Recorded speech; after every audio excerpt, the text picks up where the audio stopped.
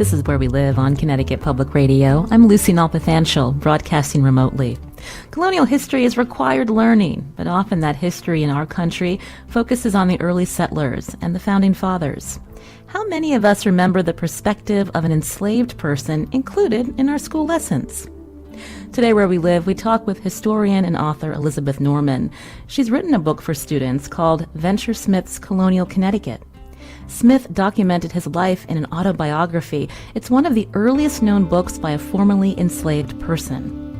And later we talk about how Connecticut is the first state in our nation to require high schools to offer courses on Black and Latino studies. First, joining me now on Zoom, Elizabeth Norman, publisher of Connecticut Explored, that's the magazine of Connecticut history, and again, the author of Venture Smith's Colonial Connecticut. Elizabeth, welcome to our show. Thank you. It's great to be with you. Later, I want to talk more about Venture's autobiography. But first, for our listeners, can you sketch the life of Venture Smith for us? Tell us a little bit about his early life. Well, he was born in 1729 or so. We don't know the exact date, in an area of West Africa, which has also not been exactly identified, but in a place that is now the country of Ghana. His name was Brotier. He was the son of the leader of his village. And, he grew up, he was about 8 or so when what he calls an invading army of a white nation, which would be an invading army. Slavery was, practiced and prevalent in the area, kind of swept through his village, murdered his father right in front of his eyes. He was separated from his mother and his brothers and sisters and captured and taken to the coast to a well-known slave trading port, Anamabu, and put on a ship and purchased by a Robinson Mumford, who was the ship's steward, as his kind of personal investment, who renamed him Venture, very symbolically. And he survives the Middle Passage, on which many died. He doesn't talk an awful lot about that experience in his narrative, but he does say that all who survived were sold in Barbados, except for himself and 3 other enslaved people. He's brought to Newport, Rhode Island, and he lives for about a year with Robinson Mumford's sister, where he learns English. And he's there because Robinson Mumford goes back to sea. Mumford returns and then takes him to Fisher's Island, where his family has leased Fisher's Island, New York. Interestingly, Fisher's Island, though part of New York at this time in the 1740s, early in the 1660s, 1600s, had been owned and was still owned by the Winthrop family. And of course, John Winthrop Jr. was an early colonial governor of Connecticut.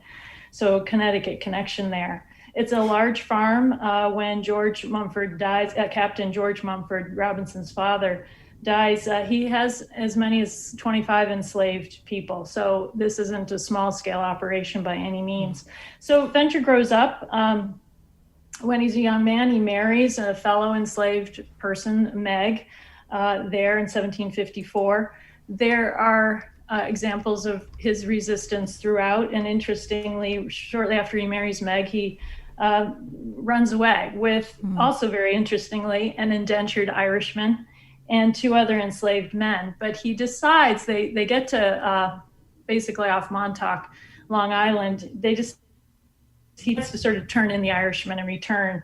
But what happens is after that is Mumford decides to sell Venture. And he sells him to, this is now Venture's 3rd owner. Robinson Mumford, meanwhile, has died, so Captain George Mumford is his owner.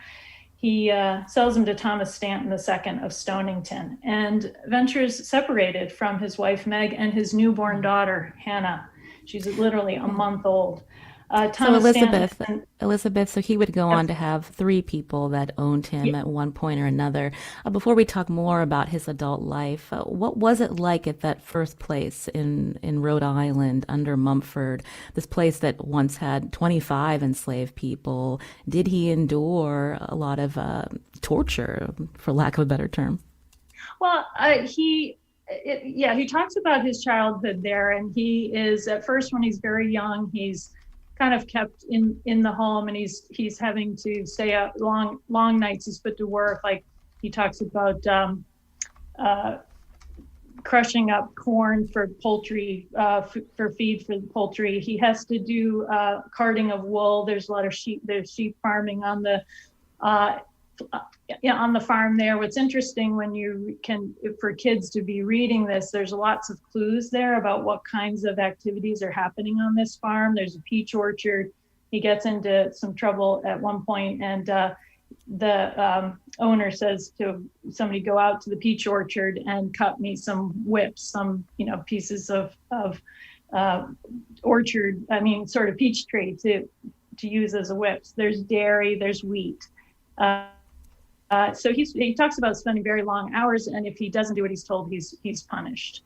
So you definitely get a sense of he's there from when he's about 10 to when he's 25. The hard work, the long days, and the large number of people that are working this farm. You mentioned that he would go on to marry Meg, who was also enslaved. What do we know about her? Well, we know frustratingly little, except that she's working in the house, and after he's bought by Thomas Stanton in Stonington, 2 years later, Stanton buys Meg, although he does not buy Hannah. So Hannah stays with Mumford on Fisher's Island for her entire life. But Meg goes to live on the same farm with Venture, but she gets into an altercation with Mrs. Stanton, and Venture kind of intercedes or tries to kind of make the peace between them. But unfortunately, really what happens is Venture Smith ends up being beaten and chained and threatened with being sent to Barbados. And really at the end of that experience, he's sold again. So you get a little sense of Meg there, that she's also a strong person, has a strong sense of self, and this altercation with Mrs. Stanton, he doesn't say what it's about. He tries to calm things down, but you get a frustratingly little view of Meg, unfortunately. But we know, she endures a long life. He stayed married her, and they have 4 children together. They end up free together in East Haddam, and we'll talk about that later, but he pays tribute to her at the end of his life. So she's clearly an important life mate for him. You're hearing Elizabeth Norman here on Where We Live. She's the author of Venture Smith's Colonial Connecticut. As we're learning more about Venture Smith, again, someone who was enslaved as a boy, who would end up living first in Rhode Island and then eventually in Connecticut. You mentioned, Elizabeth, that he married Meg and they had a daughter, Hannah. He was separated from them. Eventually, he would go on to purchase his freedom. Tell us that story. He after, I guess, by the 4th or 5th owner, and lots of adventures and lots of very interesting parts of his story, he is owned by Oliver Smith of Stonington, who allows him, and I put air quotes around that, very freighted word, to work outside of the work he does for Smith to earn money. And this is something he has done throughout his life, to save money to buy his freedom. So Oliver Smith gives him a pathway to freedom by allowing him to earn the money to buy himself from Smith. And so he eventually does that, and he becomes free when he's 36 years old in 1765. He pays what he calls an exorbitant amount of money for himself from Smith, and then he sets to work to then buy the rest of his family. Remind us what slavery looked like in our state in the 18th century, Elizabeth. Well, it's typically described as kind of small in scale, although there are definitely examples of larger scale, little more plantation style, 20, 25, enslaved people on a farm. But typically it was a minister, which surprises a lot of people, a merchant, professional people with some money, who have purchased enslaved people, 1 or 2, typically kind of in a small scale, living in the attic or in kind of within the home, and very, kind of living closely within the kind of, typical colonial farm. I don't want to imply that that means there was a familial relationship, because it was always a relationship of oppression. But that was sort of the typical, but what's interesting, and I think what's not well understood, is enslaved people did all kinds of work. So they were very skilled at a lot of different things. They were shipbuilders. They were, they weren't just farmers, but they were shipbuilders. They had all kinds of different blacksmiths, all kinds of different skills that they attained because they were doing all of the work really of working in this colonial economy as it develops. So tell us more about the work that Venture did after he was able to buy his freedom and eventually his wife and his sons. Well, that's one of the kind of, I think, wonderful things about his story as he tells it, is he describes so many things about the colonial economy for anybody. He is a fisherman. He does a lot of cutting of wood, and you got to think back to how important wood was in the colonial period. It heated. It was your cooking fuel, your heating. It was the way that, it was your building material. It was made into barrel staves. Everything was shipped in barrels. So he does a lot of wood cutting. He threshes grain. He grows watermelons. He has a load of clams at one point. So, fishing, farming, wood trade, and very much in the southern maritime colonial economy. So between Connecticut, Rhode Island, Long Island, this is a whole area that he's operating in. And tell us more about how he was able to eventually have property and be successful. You said he went on many adventures. He did. He went on a whaling voyage at one point. Because he saves his money. He works really hard. He saves his money and he buys property. And what's also interesting about that is he doesn't always have all of the money to purchase the property. In this period, another very interesting aspect that he tells us about is this is a time when there are no banks. There's not even a common currency. So he's got Portuguese coins and Spanish dollars and coppers, and he's got colonial paper money. And he's also buying and selling and loaning. He's loaning his own money sometimes. He's also borrowing money to purchase property. And he kind of purchases this property that he ends up with in Haddam Neck in kind of bits and pieces and smaller chunks. And he buys it and he earns enough money to pay back the loan, and he buys a little bit more. And so that's really just a story of how any colonial person would have acquired property. But it's also interesting that he really understands that property in that period is the key. That's where your assets are. That's what generates your income. And so that's what's really remarkable about the story as well. And what do we know about any kind of education that he received while he was growing up on these different farms and properties? Yeah, that's an area where scholars have not been able to, definitely know the answer to that. There's no evidence in the historical record that he received any formal education. But then again, I think if a student was to ask that question, they could look to this and look for clues about, because clearly the complexity of the colonial economy meant he had to have learned at least how to convert different kinds of, money and dollars and to make transactions, economic transactions. So I feel like he must have been a natural at math, even if he didn't get any formal education in it.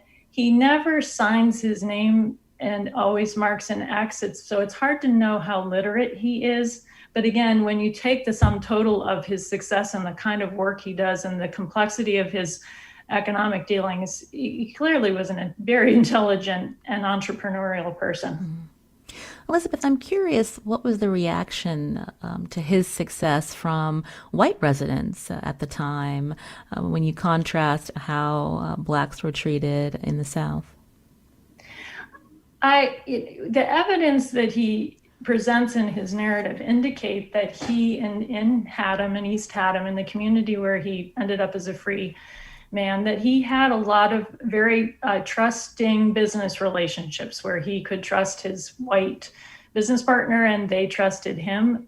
So that's, I think, an indication in the local community how he was treated. But there are examples that he tells about how he's cheated. And there's an example with an Alicia Hart in Saybrook where he's merely a passenger on a passage to, he's heading to New London, and they stop in Saybrook to unload a couple of hogsheads of molasses, and one of them falls into the river, into the water, and is ruined. And even though he was just a passenger on the boat, he's made to take responsibility, financial responsibility for that. And he tries to fight it, and he wants to hire a lawyer, and he's sort of advised, like, I'm sorry, but this guy Hart is going to just until you will have spent more money on lawyers than you've spent on this hogshead of molasses. So you should just kind of eat this. And he's bitter about that, as he should be. So it's a kind of an example where it's not smooth sailing for him, for sure. But at the same time, there are positive and productive relationships he has with fellow, white colonial people in the era. You're listening to Where We Live. My guest today, Elizabeth Norman. She's the author of Venture Smith's Colonial Connecticut. This was a man who was enslaved as a boy, would end up being taken to New England, eventually living in our state as a freedman. And she has written a book for students, Venture Smith's Colonial Connecticut. We're going to talk more about how we know so much about Venture's life right after the break, and later efforts in our state to require courses in high schools for students to learn Black and Latino history. You can join our conversation too. Have you heard of Venture Smith before? Join us at 888-720-9677 or find us on Facebook and Twitter at Where We Live.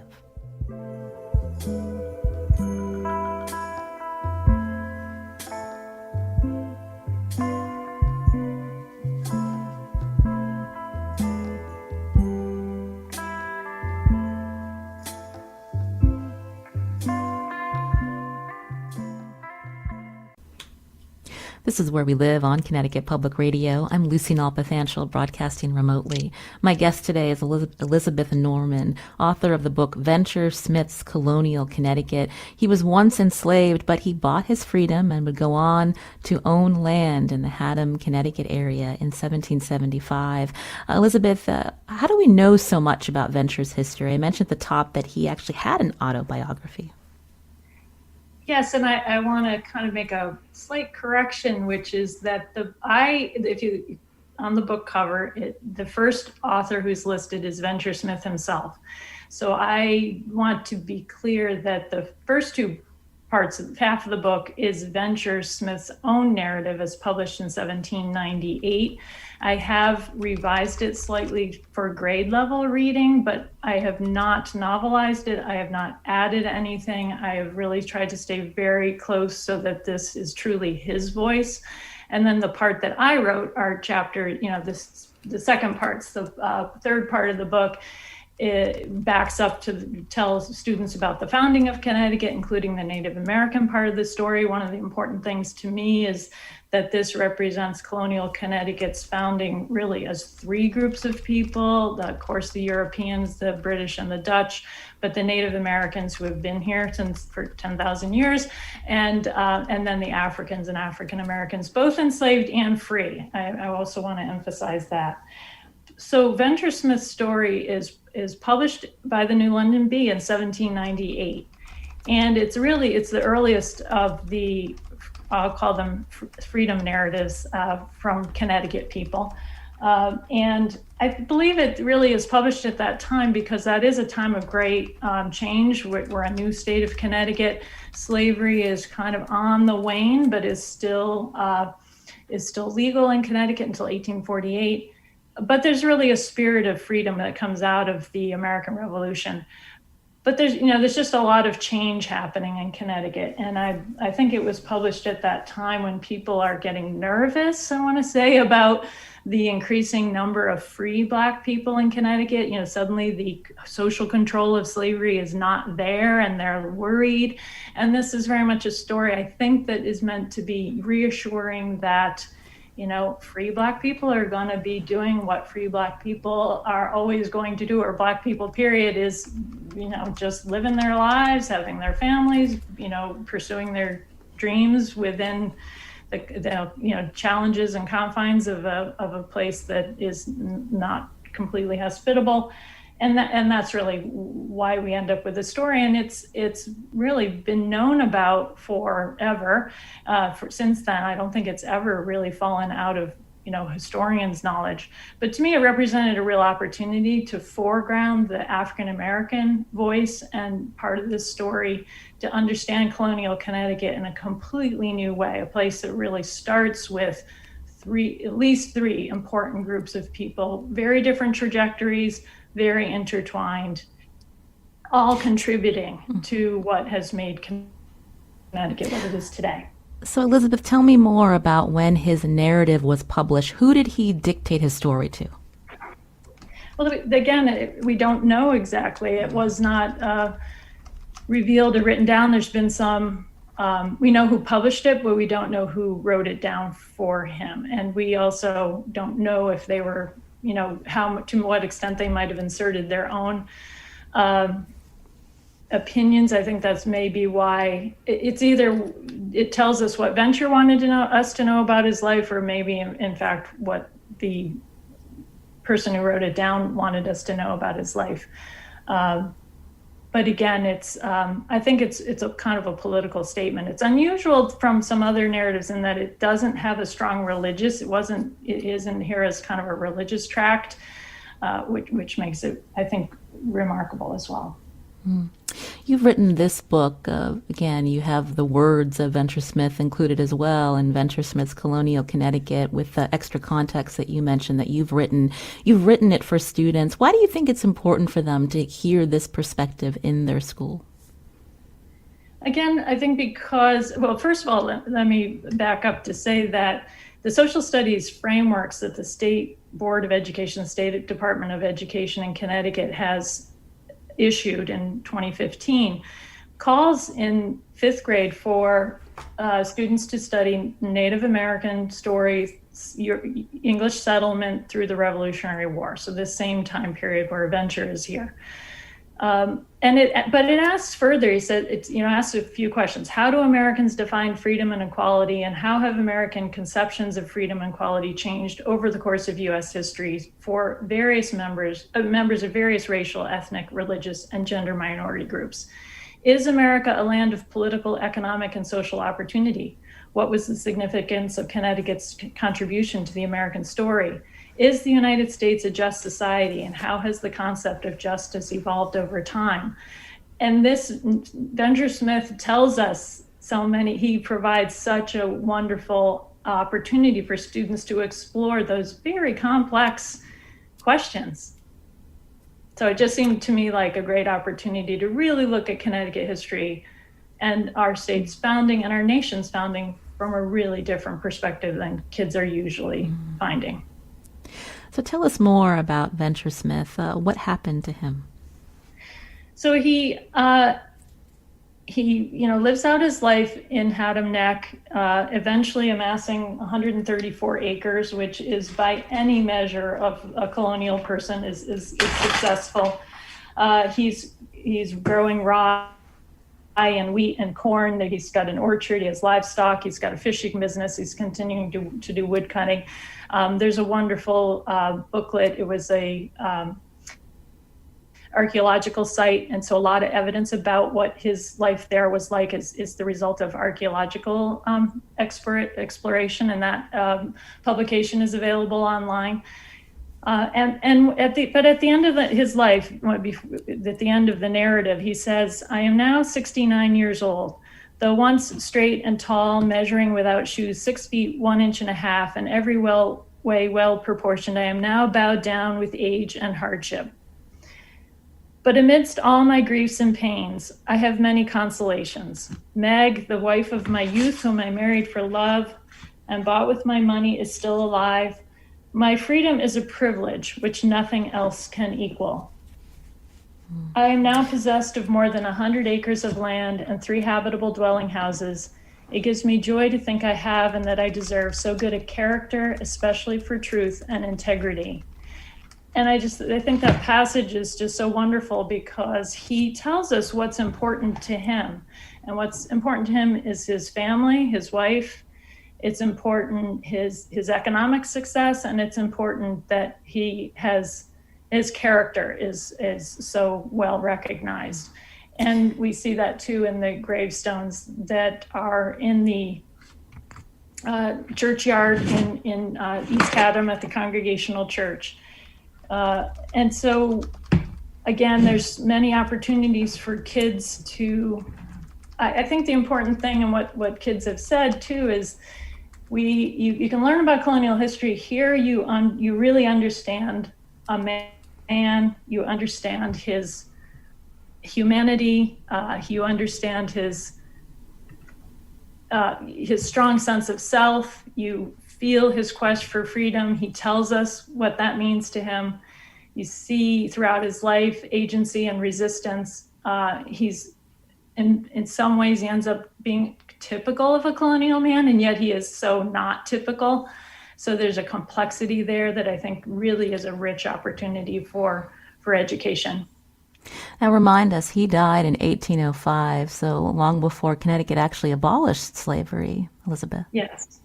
And it passed a gradual emancipation law in 1784, and what that meant was that anyone born into slavery after 1784 would be freed when they became 21 years of age. So slavery was on its way out in Connecticut, and so more and more African Americans were becoming free in this period. But it's also, it's a challenging period. And I think what's interesting is for then 8th grade that is now studying that next period is to look at, say, the Constitution of 1818. Why does Connecticut wait, 30 years to adopt a state constitution? Why is that constitution completely silent about slavery? Next door, New York had abolished it in 1817, the year before. We know this is very much, Connecticut and Rhode Island are the last New England states to abolish slavery. This is very much in the kind of public sense of, what's happening now. So it's very, very rich and interesting period. Mm. We know that scholars and researchers have taken an interest in Venture Smith and other enslaved people over the last few decades. But tell us more about what is left. You mentioned the tombstones in East Haddam, but what about his property? What do we know about that, Elizabeth? Well, the property is actually not open to the public because it ended up that nuclear power plant there was on this piece of property. So while it has been explored as an archaeological site, it's not a site that you can visit. You can see it, and kind of in the front inside cover of the book, I took a photograph kind of across the Salmon River to the property where it would have been.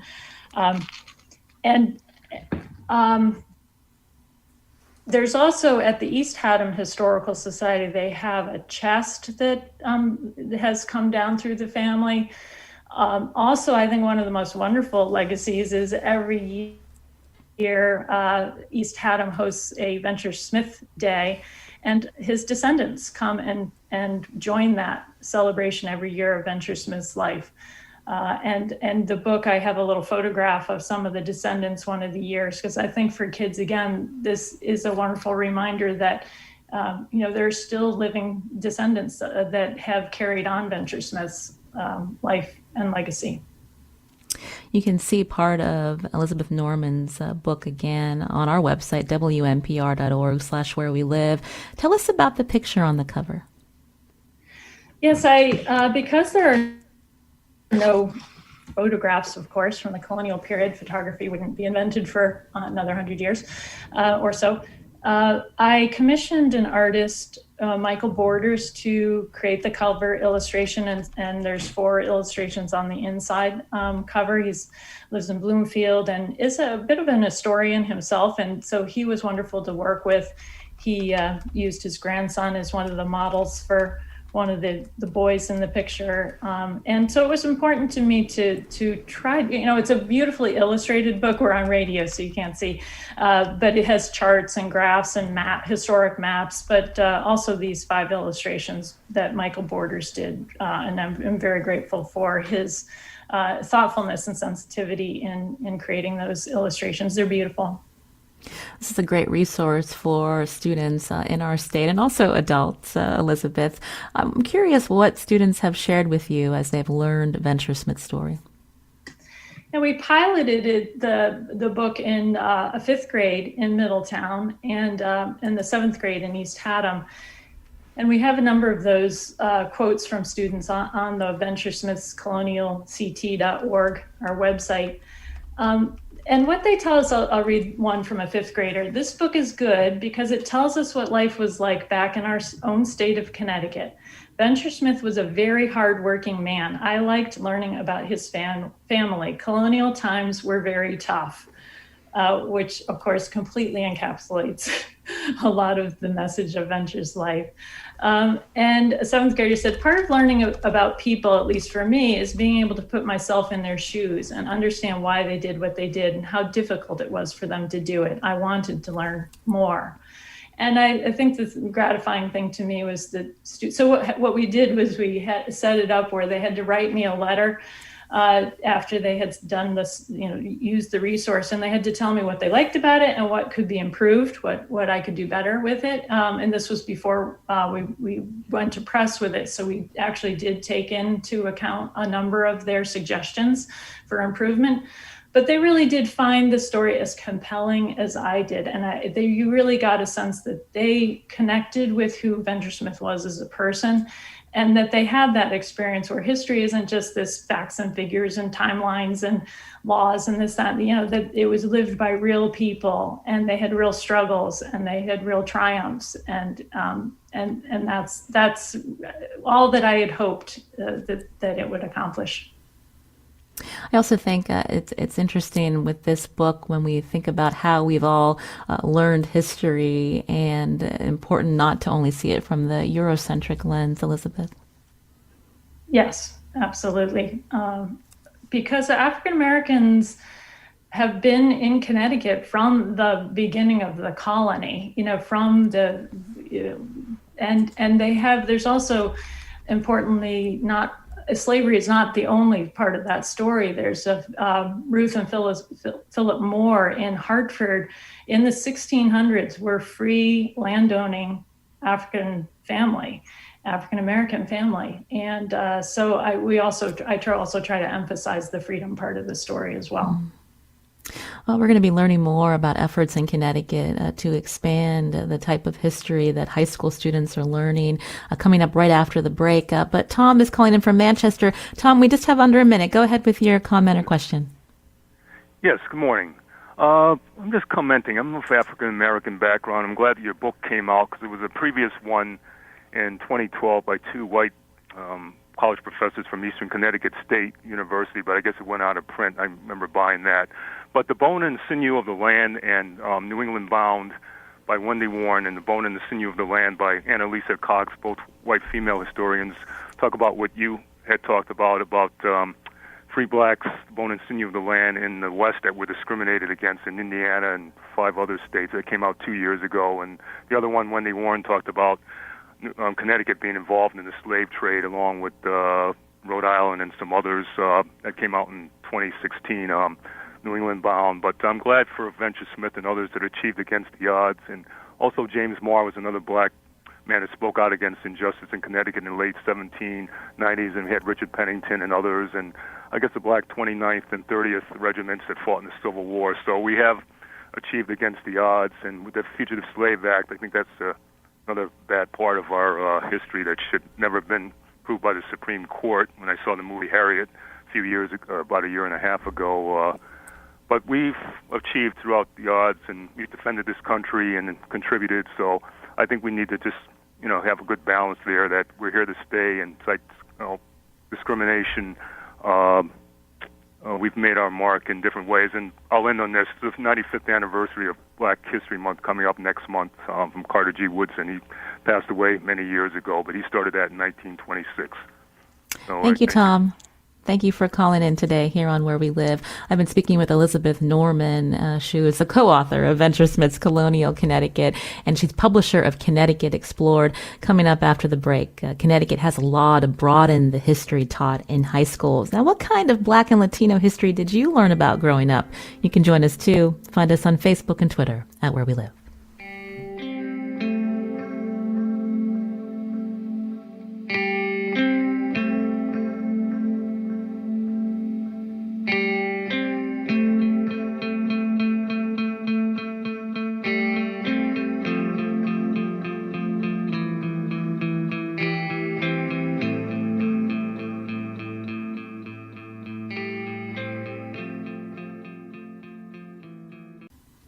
This is Where We Live on Connecticut Public Radio. I'm Lucy Nalpathanchel. We've spent some time learning about Venture Smith, who died a free man in Connecticut in 1805.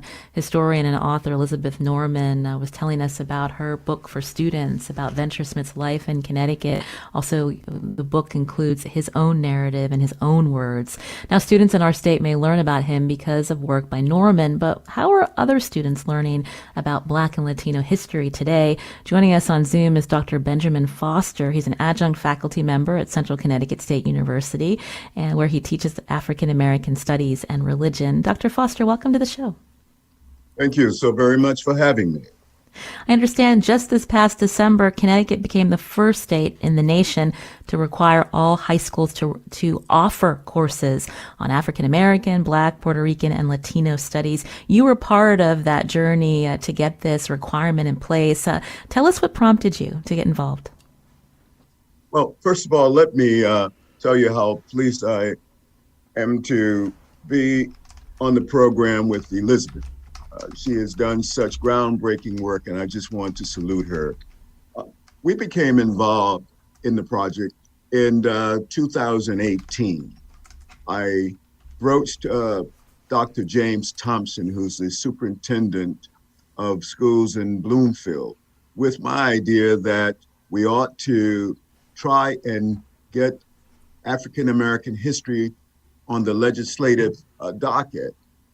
So that our kids would have to take this course.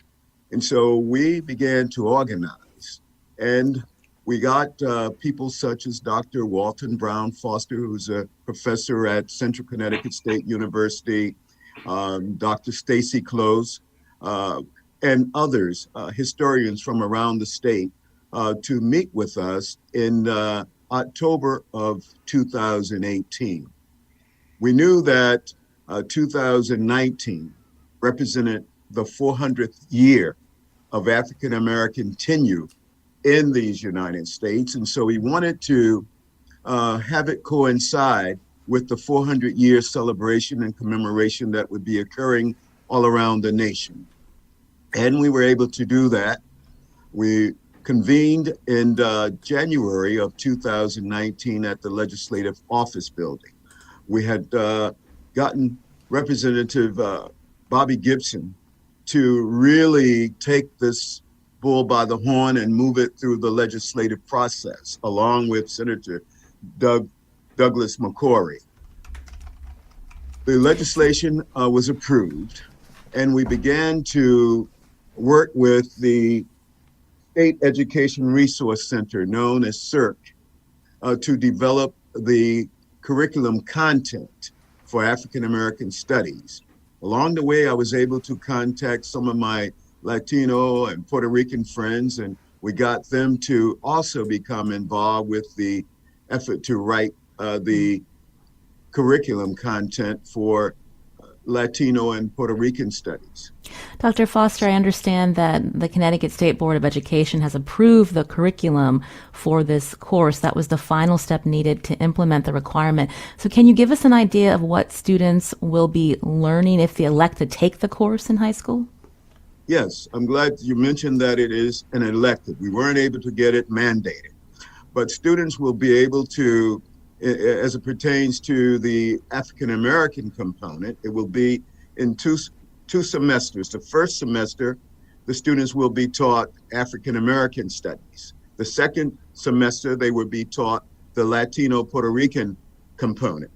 But we start off in the African American component by teaching our students that we all have a common ancestor based on archaeological and anthropological knowledge, that the oldest human ancestor came out of Africa.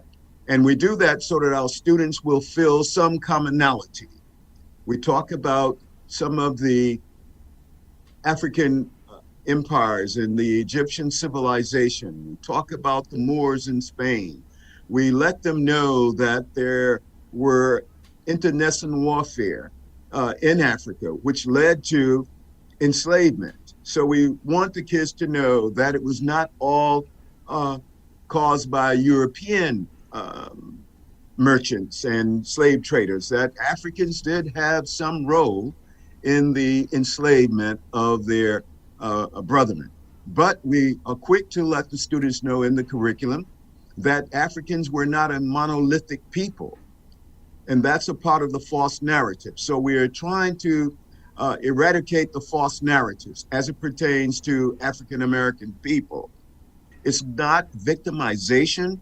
Many people are fearful of the curriculum because they think that it's about victimization. No, it deals with certainly what happened to the people, the Middle Passage, and what they endured, and having to be seasoned in the West Indies prior to being sold in North America. But we talk about some of the triumphs, the survival. And then we go on to talk about some of the vast contributions that African Americans have made to these United States in their 400-year tenure here. And so that's some of the information that will be given to our kids. We talk about the post-Obama period. We talk about Connecticut.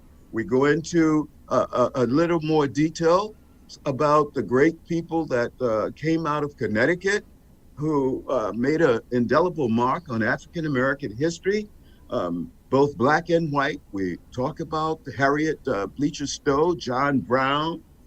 We talk about Lemuel Haynes, the first African American to be ordained by a mainline church denomination, the Presbyterians. He was also a Revolutionary War patriot, born in West Hartford, Connecticut. We talk about Chuck Stone, the great journalist who helped Adam Clayton Powell move through great legislation that enabled people to get more of the things that they were striving for in the civil rights movement. And so I believe it's a tremendous curriculum. There always is room for improvement, but we've started something that I believe will enable our children to have a better understanding of one another's stories. You mentioned Dr. Foster, that this is an elective. Are you worried that many students are still going to miss out on all of this great information that you just shared?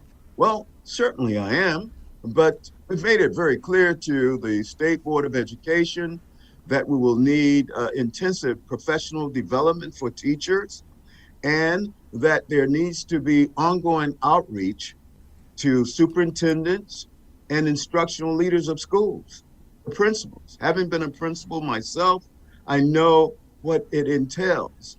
You have to work with the teachers and those in guidance to let them know how important the course is and have the buy-in that's necessary.